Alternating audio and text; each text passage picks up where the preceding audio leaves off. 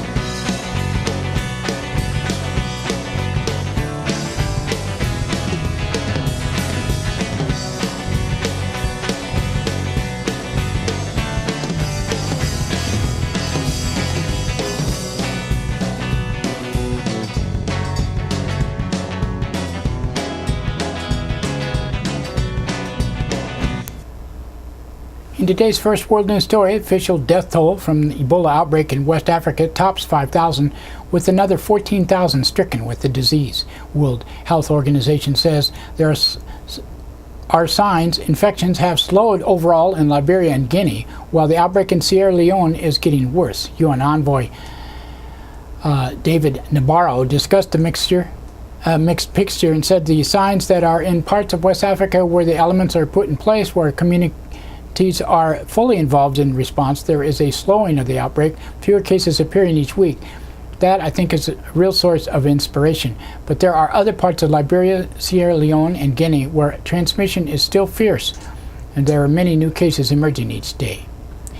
Settlement in Dallas comes as nurses across the country have held a one-day strike to protest what they call inadequate protection by healthcare workers treating patients hospitalized over Ebola. National Nurse United says hospitals still lack proper equipment and protocols weeks after the pair of Dallas nurses contracted the disease. And Thomas Eric Duncan. Evan Bro said, "We know that Ebola is already reaching our soil. We know that other epidemics may reach our soil, so we want nurses to be protected. The best way to protect our community is to protect our nurses." UN Security Council has met over the conflict in Ukraine following renewed violence threatening a 2-month-old truce. Separatist stronghold of Donetsk has seen its heaviest shelling since pro-Russian rebels and the government of Kyiv reached a ceasefire in September. NATO is accusing Russia of a major military escalation inside Ukraine, sending tanks, weaponry, and combat troops across the border. Addressing the Security Council, U.S. Ambassador Samantha Power said Russia is violating its commitments and said the question is what we, the international community, will seek to do to prevent yet another frozen conflict in Europe manufactured by Russia. The Minsk Agreement was brokered under the auspices of international community. As such, there must be consequences when Russia flouts the commitments it made and continues to destabilize its neighbor. The opposition-backed Free Syrian Army has rejected the UN proposal to halt fighting in the besieged city of Aleppo. The plan laid out by Staffan de Mistura would allow for delivery of humanitarian aid and a potential launch of wider peace talks between the rebels and the regime of Bashar al-Assad. Speaking to the United Nations, de Mistura outlined some potential steps, said the need for focusing on the real threat of terrorism as defined in the resolution of the Security Council. Second is to reduce violence, and I'll come back to that once. Through the reduction of violence to reach as many people as possible in Syria and outside Syria who have been suffering from the ongoing conflict. And through that, hopefully facilitate it and use it as a block in the direction, a building block of a political solution. De Mistura said the regime of Bashar al-Assad has shown constructive interest, but speaking to Al Jazeera, commander of the Free Syrian Army rejected the UN truce offer, saying it was only a strengthen Assad. A truce in Aleppo between the government forces and rebels would help thwart an advance by the ISIS, which has already attacked nearby opposition areas. New figures show U.S.-led airstrikes in Syria have killed at least 865 people since the gun began nearly 2 months ago. Toll includes 750 Islamic State terrorists and 50 civilians. Britain-based Syrian Observatory of Human Rights says the actual number could be much higher. And Israel has approved a new round of illegal settlement construction in East Jerusalem. On Wednesday, the Israeli government authorized the building of some 200 new homes in the Arab neighborhood of Ramat. The move comes amidst the continued unrest in Israel and West Bank over Jerusalem and its holy sites. In Washington State Department spokesperson Jen Psaki said the United States is deeply concerned by the decision. President Obama is in Burma, the second stop in his Asia tour and his second trip out of the country to that country in 2 years. Obama's 3-day visit comes amidst a renewed crackdown by the ruling junta on journalists and dissidents and continued repression of Muslims in the western state of Rakhine. 6 of the world's largest banks have been fined a collective $4.3 billion for manipulating the foreign exchange market. HSBC, Royal Bank of Scotland, JP Morgan Chase, Citigroup, and UBS AG and Bank of America were found to be negligent in trader collusion around global currency. Martin Wheatley of Britain's Financial Conduct Authority unveiled the penalties and said the traders put their own interest ahead of their customers. They manipulated the market or attempted to manipulate the market and abused the trust, I think, of the public and certainly us as regulators. The bank's failures to establish adequate systems and controls are what allowed the traders to manipulate the fixed rates across the world's largest currencies, and failings like this seriously undermine confidence in the market and undermine the attempts to genuinely reform banking culture. Jonathan Gruber, who was tapped in 2008 to help draft the Affordable Health Care Act, made the comments in a series of talks in academic institutions in 2012 and 2013. The talks were captured on video and began circulating widely this week, where he basically said that we are all stupid. According to Washington Post, Philadelphia area investment advisor Rich Weinstein found videos after his insurance plan was canceled, and he began watching footage of the law's architects. As of Wednesday, 3 separate videos have surfaced. Each of them, Gruber gives a lengthy explanation of the health care law, but also says voters were stupid or exploited. Gruber explained that voters would reject the law if they believed it involved taxing their health care benefits, so instead, at John Kerry's suggestion, the architect of Obamacare resolved to tax health insurance companies. The end result is essentially the same because the company passes the cost on to the consumer, but the change made the law more politically viable. Lamestream Media, covering for the White House, by not carrying any of these stories about this blatant lie to the public to get Obamacare passed, Gruber was also being paid $400,000 by the administration while making appearances as an unbiased expert. He helped draw up Romneycare and Obamacare. So, and that's it for the world news today. Now, another thanks to one of our underwriters who supports your only visual video news media in the Nevada County. That's right, it's us, GVTV News.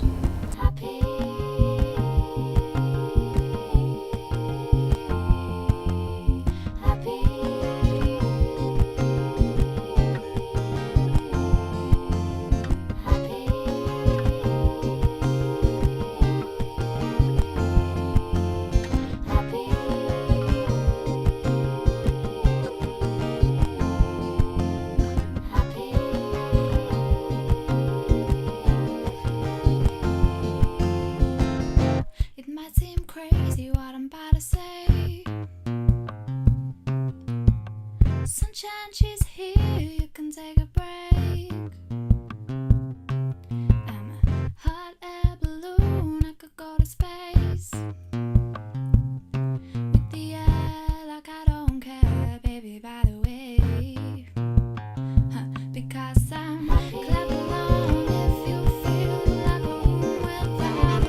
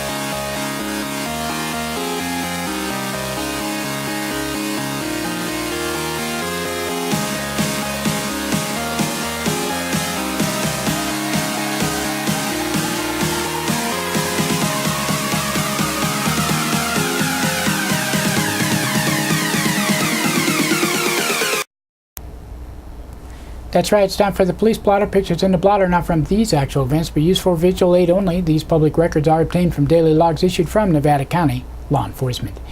Grass Valley Police Department on Tuesday, 12:30 p.m., a caller from 800 block of Sutton Way reported hearing a man talking about meeting someone to get heroin.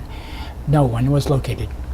At 12:57 p.m., a caller from 100 block of East Main Street reported a hit and run. And 1:10 p.m., a woman from 1700 block of East Main Street reported a woman had blocked her into a parking space and wouldn't let her out. Situation resolved itself. 2:50 p.m., a caller from 100 block of South Auburn Street reported sewage coming from a manhole. Public Works was called. 3:21 p.m., a caller from 400 block of East Main Street reported two little boys playing in the street who were advised to stay out of the road. 5:10 p.m., a caller from 300 block of Dorsey Drive requested extra patrols due to thefts in the area.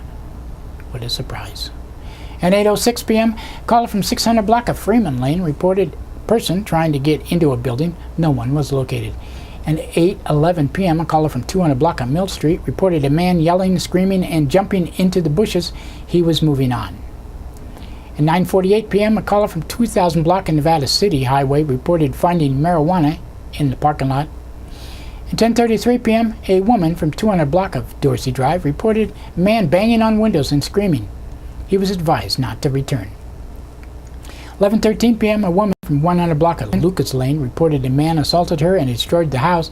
He was arrested on suspicion of spousal abuse, assault with a deadly weapon, damaging a phone, resisting arrest, and committing a felony while on bail, and was being held in lieu of a $51,500 bail. And on Wednesday, 4:18 a.m., a caller from 100 block of Bank Street reported damage to trash cans. A man was warned against trespassing. In Nevada County's Sheriff's Office on Tuesday, 9:29 a.m., a woman from Town Talk and Old Tunnel Roads reported a man urinating in front of her house. At 10:20 a.m., a woman from 10,000 block of Travertine Court reported a loose pig bit her. Its owner was located. At 10:47 a.m., a woman from 18,000 block of Old Coachway reported a man was chasing her in his vehicle and tried to run her over. 11:18 a.m., a woman from 10,000 block of Commercial Avenue reported someone hacked into her computer and was holding her files for ransom. 11:19 a.m., a caller from 10,000 block of Pine Flat Way reported a man who seemed to be having a mental crisis who was arrested on suspicion of being under the influence. 11:43 a.m., a caller from 12,000 block of LeBar Meadow Roads reported a man entered several vehicles. No charges were requested. And 12:10 p.m., a caller from Bowman Lake Road reported a missing firearm. 12:37 p.m., a caller from Cedar Ridge Drive reported a man running and hiding who then entered the house through the window. It was a juvenile resident climbing in and out of the window. 1 p.m., a caller from 14,000 block of Pleasant Valley Road reported a sick raccoon trying to get at a dog. 1:26 p.m., a woman, Black Forest Road, reported promiscuous shooting in the area that occurs every day. 1:31 p.m., a caller from Banner, Lava Cap, and Old Tunnel Roads reported people acting strange and pouring stuff on vehicles. At 3:02 p.m., a woman from 14,000 block of Chestnut Court reported theft of an iPhone from a vehicle.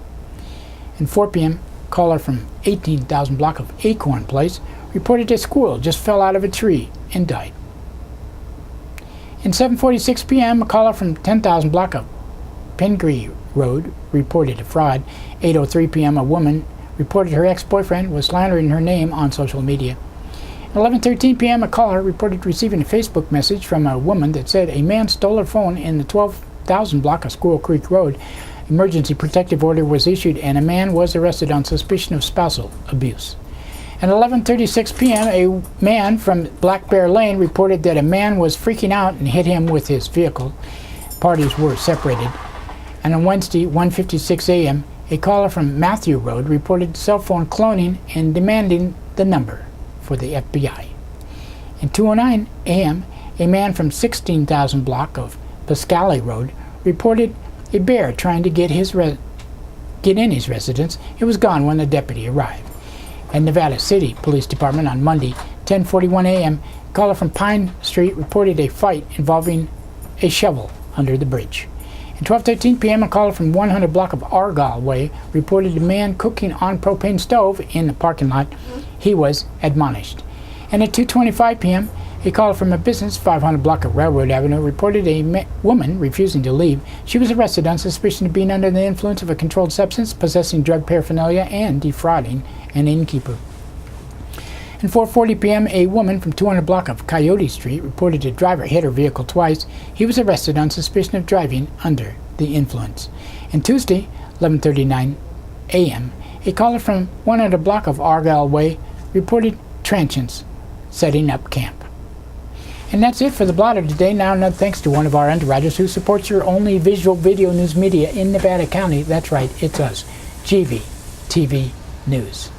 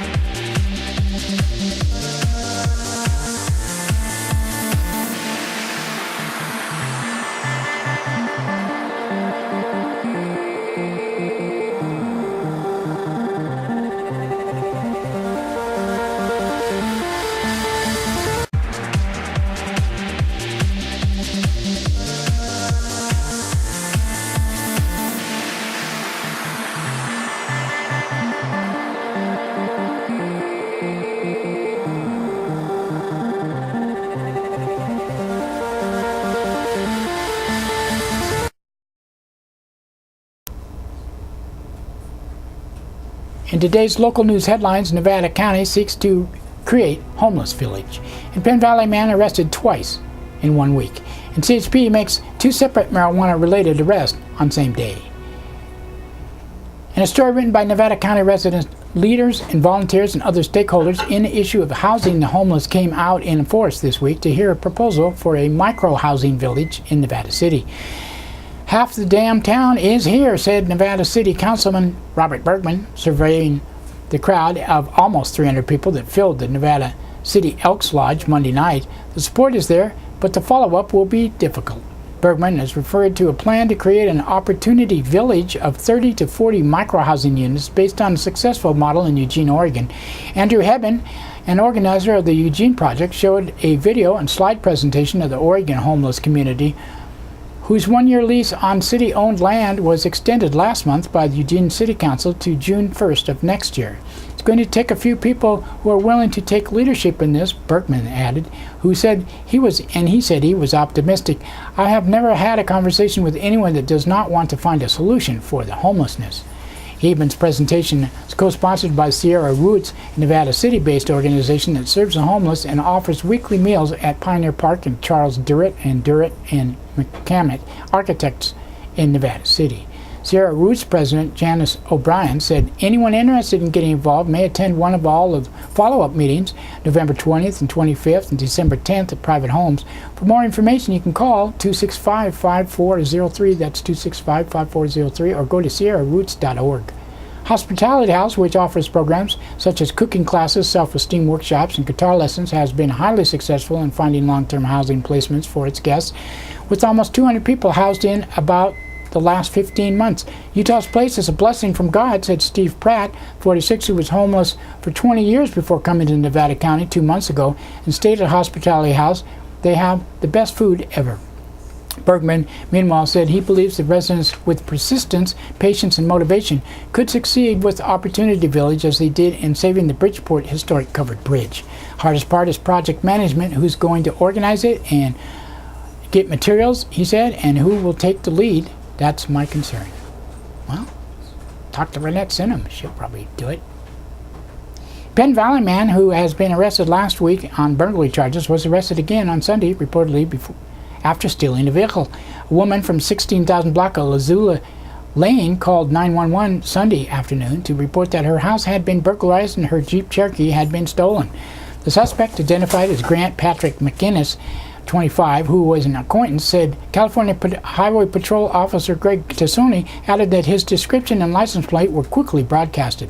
Later that afternoon, a CHP officer on patrol spotted the Jeep stopped on Highway 174 on Empire Street. He had run out of gas. McInnes was detained and the property stolen from the woman was reportedly located in the Jeep. McInnes, who was suspected of being under the influence of a controlled substance, reportedly had a seizure and was transported to the hospital for evaluation before being released for booking. He was arrested on suspicion of vehicle theft, grand theft, possessing stolen property, driving on a suspended license, violating probation, and committing a felony while on bail. He is being held in lieu of a $12,176 bail. McInnes had been arrested Monday prior by Grass Valley police officers after reportedly breaking into the same vacant house twice. The owner of the residence at 100 block of Bennett Street called on October 26th to report that the house had been broken into and items had been stolen. The next day, an officer on patrol encountered two men walking away from the residence carrying items that officers had seen in the residence earlier. A large bright yellow shop vacuum and a bright blue marine air horn. In that case, McInnes was arrested on suspicion of first-degree burglary of an inhabited dwelling, criminal conspiracy, and trespassing, and was released on a $50,750 bail. Oh. Well, because he's in Wayne's World. California Highway Patrol officers made two separate arrests on the same day in connection with possession of marijuana. CHP officers were dispatched at a motel at 13,000 block of Highway 49 at about 12:15 a.m. Wednesday after reported a drunken man blocking the driveway in a U-Haul truck. One caller reported the driver appeared to be asleep and was slumped over the wheel, while another caller reported the man kept getting in and out of his truck, and CHP spokesperson Greg Tassoni said the man reportedly initially gave officers a false name and gave conflicting reasons as to why and what he was doing. He initially said he ran out of gas, Tassoni added, adding that he was eventually identified as Christopher Elvis Springsteen, 25, of Nevada City. CHP officer reportedly determined Springsteen was under the influence and saw a controlled substance in plain view in the cab of the truck. Springsteen tried to disassociate himself from the items, saying they did not belong to him. He was taken into custody on suspicion of being under the influence, and the truck was searched. Officers reportedly found a package containing a little less than half a pound of marijuana, another package of 4.4 grams of tar heroin, assortment of pills including Xanax, and a suitcase containing nitrous oxide poppers, and a large amount of drug paraphernalia, including pipes and spoons. The area that witnesses said Springsteen kept returning to after entering and exiting the vehicle was searched, and more paraphernalia was found, as well as several cell phones and wallets containing debit cards. Sony said, adding that the investigation is ongoing. Springsteen was booked into county jail on suspicion of possession of a controlled substance and drug paraphernalia, being under the influence of a controlled substance, providing a false ID to a peace officer, as well as 2 outstanding warrants, is being held in lieu of a $22,750 bail. The second arrest came just about 7:30 p.m. on Highway 20 near Cattle Drive after a K-9 officer based out of Sacramento's CHP office pulled over Timothy Michael Ellenwood, 22, of Grass Valley. Details of that arrest were not immediately available, but Ellenwood was subsequently booked into county jail on suspicion of possession of transportation of marijuana for sale, as well as driving under the influence of a drug. He was released on a $31,948 bail. That's it today.